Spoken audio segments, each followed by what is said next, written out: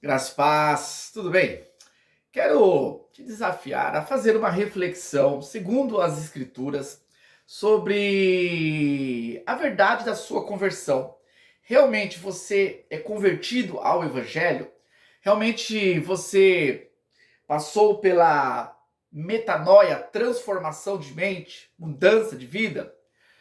Eu falo isso porque hoje é triste ver como as pessoas estão enchendo as instituições religiosas, estão frequentando cultos e mais cultos, mas crendo, acreditando que são pessoas convertidas, que são cristãos, que são pessoas que vão morar no céu, quando entretanto eles ainda nem experimentaram a transformação, a verdadeira conversão. Isso não quer dizer que isso não possa acontecer. O que eu estou afirmando segundo as palavras de Jesus, pelos frutos conhecereis a árvore. Então, uma pessoa que verdadeiramente é convertida, ela manifesta através dos seus frutos, através da sua vida. Não sou eu que julgo, é as escrituras que julgam. Quando nós analisamos segundo as escrituras, quando eu olho para a proposta do evangelho de Jesus e olho para a realidade que nós temos hoje, eu vejo duas realidades. Uma realidade da verdade, uma realidade que transforma, uma realidade que foi experimentada ao longo da história e é comprovado na vida de pessoas. Mas eu vejo hoje uma outra realidade. Hoje eu vejo uma extrema ignorância, pessoas que são iludidas por uma mensagem distorcida, por um falso evangelho, e um falso evangelho vai formar, vai fabricar, vai gerar falsas conversões. Então eu quero que, num texto sagrado, refletirmos um pouco sobre a verdadeira conversão, para que a gente possa fazer uma análise da nossa vida. Eu escolhi aqui o texto de Atos 9, da conversão do apóstolo Paulo. O texto diz assim, Saulo, respirando ainda ameaças e morte contra os discípulos do Senhor, dirigiu-se ao sumo sacerdote. Ele lhe pediu cartas para as sinagogas de Damasco, a fim de que, caso achasse alguns que eram do caminho, assim homens como mulheres, os levasse presos para Jerusalém. Seguindo ele, estrada fora, ao aproximar-se de Damasco, subitamente uma luz do céu brilhou ao seu redor. E caindo por terra, ouviu uma voz que dizia: Saulo, Saulo, por que me persegues? E ele perguntou: Quem és tu, Senhor? E a resposta foi: Eu sou Jesus, a quem tu persegues. Mas levanta-te e entra na cidade, onde te dirão o que te convém fazer. Os seus companheiros de viagem pararam emudecidos, ouvindo a voz, não vendo contudo ninguém. Então se levantou Saulo da terra e, abrindo os olhos, nada podia ver. E guiando-o pela mão, levaram para Damasco. E esteve 3 dias sem ver, durante os quais nada comeu e nada bebeu. Bom, a conversão de Paulo, ela é singular na história. A gente pode analisar aí, dentro da historicidade, o quanto esse homem foi importante, o quanto esse homem mudou os rumos da igreja, como ele mudou os rumos, da propagação do evangelho, como ele foi importante para a transformação do mundo ocidental, para o estabelecimento das bases, e até hoje, seus escritos, seus registros, inspirados pelo Espírito Santo, são importantíssimos para transformar vidas, famílias, gerações. Porém, aqui o que eu quero retratar com vocês nesse texto é algumas verdades que estão incutidas aqui nessa conversão de Paulo. Umas verdades aqui que são importantes para nós analisarmos a nossa realidade. A primeira verdade é que Paulo ele teve uma experiência com Jesus. É uma experiência particular, mas uma experiência dele. Ele teve uma experiência real. Paulo, ele conhecia a lei. Paulo conhecia os profetas. Melhor dizendo, Paulo conhecia a Bíblia. Paulo era leitor da Bíblia. Paulo era estudioso da Bíblia. Paulo era uma pessoa que conhecia a esperança que Deus havia dado mediante a voz dos profetas. Então Paulo, ele era conhecedor. Mas apesar de ele ser conhecedor, ele precisou ter uma experiência com Jesus. Ele precisou ter um encontro com Jesus. E esse encontro com Jesus é que verdadeiramente mudou a vida do apóstolo Paulo. Então é importante nós entendermos, primeira verdade na conversão, que a conversão, ela consiste num encontro pessoal com Jesus Cristo, com um encontro real com o Senhor. Às vezes, muitas pessoas, elas têm encontro com a igreja, encontro com um bom sermão, encontro com um louvor agradável, com um culto gostoso, um culto fervoroso. Às vezes tem um encontro com uma boa teologia, tem um encontro com um bom ensinamento, com um bom conhecimento das Escrituras, mas não teve um encontro com Jesus. Então é necessário que o Logos, que a palavra viva, possa estar viva no coração da pessoa. É necessário que a pessoa tenha a sua experiência com Jesus, o seu encontro com Jesus. Que ela possa lembrar o seu encontro, o dia que verdadeiramente ele foi impactado por Jesus. Eu posso recordar há 25 anos, na verdade, ainda vai fazer 25 anos, porque foi em março, mas precisamente no dia 4 de março, que verdadeiramente Cristo entrou. E eu lembro da experiência, eu lembro daquele momento, eu lembro quando o meu coração ardeu, quando a verdade entrou na minha vida e aquilo foi algo sobrenatural. Eu não estou aqui estimulando êxtases que as pessoas às vezes fantasiam. Eu sei que muitos falsos líderes, hereges da história, testemunharam de uma experiência sobrenatural com Cristo. Não estou dizendo isso, eu sei que muitos testemunham aí até para sensibilizar e dizem, ou às vezes até porque realmente acham que tiveram uma experiência com Cristo, mas eu estou falando do Cristo das Escrituras. O Cristo que ele se revela não somente em palavras, mas em vida. É quando essa palavra aqui, que depois de lida, depois de ouvida, depois de estudada, ela faz sentido no coração a ponto de mudar as nossas estruturas.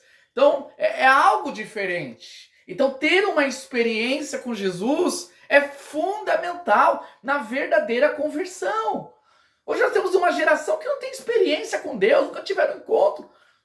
Às vezes cresceram no lar cristão, cresceram na igreja e estão aí já habituados, são filhos de crentes, estão acostumados com a igreja e aí já seguem o protocolo, se batizam, participam dos ministérios, se declaram como cristãos, mas não tiveram uma experiência. A palavra não ardeu no coração de uma forma especial, de uma forma de Deus. Então, primeiro ponto, é importante a experiência genuína.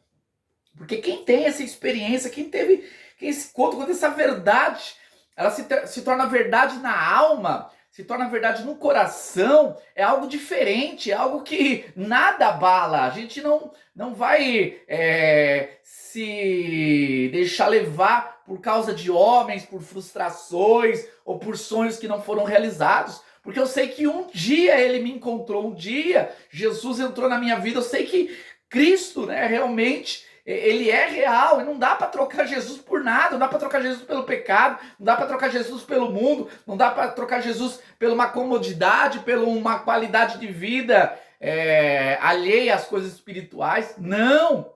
Jesus, ele é prioridade. A experiência com Jesus faz com que a gente sabe discernir que Jesus é melhor do que tudo. Não há nada melhor do que o Senhor na nossa vida. Não há nada melhor que o Senhor. Nem família, nem amigos, nem nós mesmos. Jesus, ele é melhor, né, quando nós verdadeiramente experimentamos a presença dele nas nossas vidas. Segunda verdade, quero destacar aqui, é que na conversão é Deus que nos alcança e não nós que alcançamos o Senhor. Isso é muito importante. Aqui Paulo estava indo para uma direção totalmente contrária à direção de Deus. Paulo estava indo para Damasco com um intento contrário, um intento de perseguir a igreja, de prender homens e mulheres que estavam ali testemunhando de Cristo, identificando como seguidoras de Jesus. Então Paulo estava indo numa direção e aí Cristo vai ao encontro. É Cristo que vai ao encontro. A conversão é Deus que alcança o coração do pecador.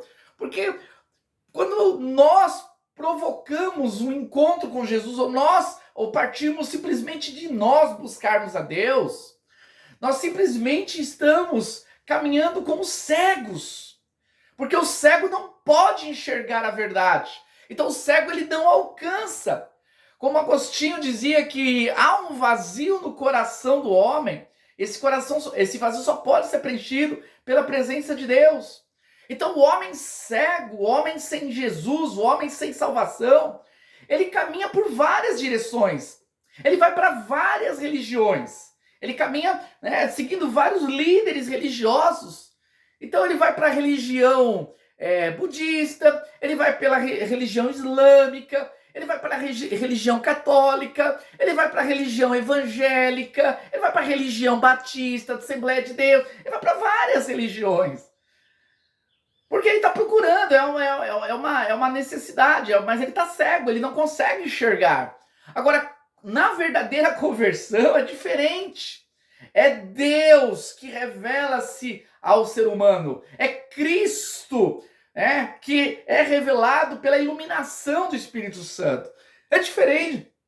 Quando o homem é alcançado por Cristo, quando Jesus falou sobre aqueles que foi dado para Jesus, nenhum vai se perder, porque Deus é poderoso, é Ele que sustenta. Quando Ele nos alcança,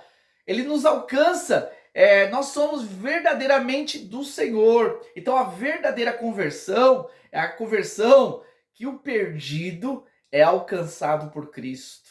É alcançado por Cristo. Então, segunda verdade é que verdadeiramente nós fomos alcançados pelo Senhor. Hoje na igreja tem muitas pessoas, e que bom que estão na igreja, estão ali ouvindo a palavra, de alguma forma há uma probabilidade de Deus alcançar esses corações. Mas essa obra, ela é do Espírito. A obra é do Senhor. Hoje as pessoas querem fabricar a conversão. Querem estimular as pessoas a tomar uma decisão. Quantos apelos? O próprio nome já fala, é um apelo, apelar para aceitar Jesus. A gente não precisa apelar para aceitar Jesus. Quando a pessoa ela tem um encontro com Cristo, quando Cristo vai ao encontro do ser humano, essa pessoa não precisa ouvir um apelo, ela própria vai se jogar na presença de Deus, ela própria vai se entregar, o coração dela vai se quebrantar por essa verdade, por esse Senhor. Então, a segunda verdade na conversão é que não é nós que encontramos o Senhor, mas é o Senhor que nos encontra. E a terceira e última verdade que eu quero destacar aqui é que a verdadeira conversão, ela muda a rota da pessoa, ela muda a direção, ela causa um impacto. Paulo ele estava indo para uma direção, Paulo tinha uma perspectiva, tinha um propósito, tinha um objetivo, mas quando Cristo entrou na vida dele, quando ele foi impactado, a vida dele mudou. O evangelho, a verdadeira conversão é mudança de mente, é mudança de vida, é transformação. Se a pessoa se diz agora cristã, mas ela continua com a mesma vida, os mesmos ideais, os mesmos sonhos, os mesmos objetivos, é porque na realidade ela está provando que ainda não foi impactada por Cristo, ainda não se converteu ao evangelho.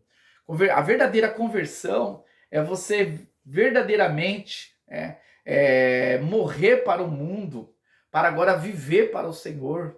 Os que verdadeiramente são convertidos são apaixonados por Cristo, são apaixonados pelo Senhor, pela sua palavra, são desejosos de fazer a sua vontade. Hoje nós temos uma geração que está morta, cantam, louvam, mas coração longe, morto, sem perspectiva, sem vida.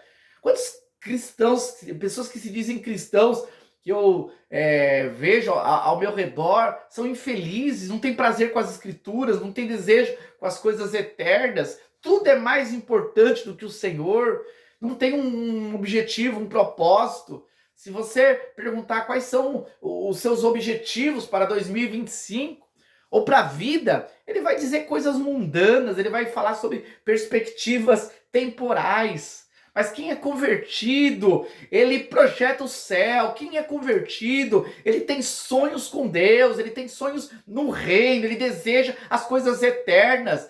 Ele quer morrer pregando o evangelho, ele quer ser usado por Deus, ele quer estar testemunhando, ele quer verdadeiramente gastar e se deixar gastar para que o evangelho seja pregado às pessoas. Não para a igreja, não para instituições. Tem muita gente que está bitolado em instituições, estão se desgastando por obras humanas. Não, mas é se gastar pela obra do Senhor, para fazer a vontade de Deus, fazer a vontade do Senhor, ter prazer com as coisas. Então, Paulo, ele teve uma transformação. A gente pode olhar na vida de Paulo antes de Cristo e depois de Cristo. Se na tua vida não há nitidez de que você era uma pessoa antes de Cristo e é outra pessoa hoje, depois de Cristo, se a tua vida continua a mesma, lamento, mas ainda você não se converteu. Porque não é possível uma pessoa que verdadeiramente teve um encontro com Cristo continuar da mesma forma. Deus abençoe a todos. Eu agradeço a Deus pela oportunidade de poder compartilhar da palavra de Deus.